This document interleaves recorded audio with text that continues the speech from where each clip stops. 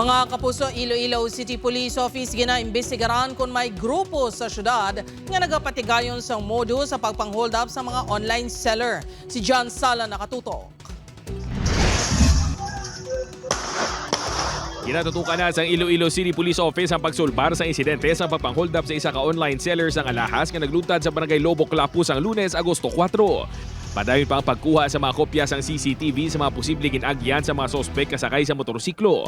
Base sa tracking sang GPS ang cellphone nga lakip nga gintaban sa mga sospek, naglabay sila sa Lopez High na Haro padulong sa Taft North Mandurriao kag pakadto sa Halandoni Haro.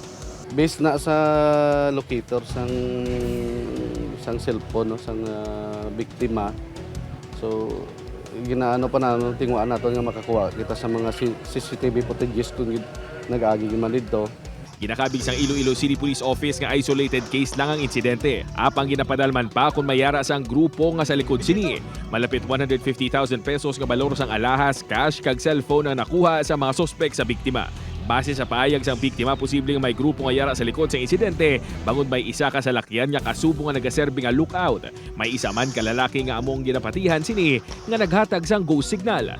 Bagay nga ginaimbestigaran pa sa kapulisan. Pahanumdom sang ICPO sa publiko nga mangin alerto kang hindi dapat makambante. Ang ining mga sindikato, they are just waiting to find a suitable time kag opportunity nga maka-ubra sang ilang mga modus operandi. No? Wala man gilayon makaresponder ang kapulisan bangod wala ma-report gilayon sa ilang insidente.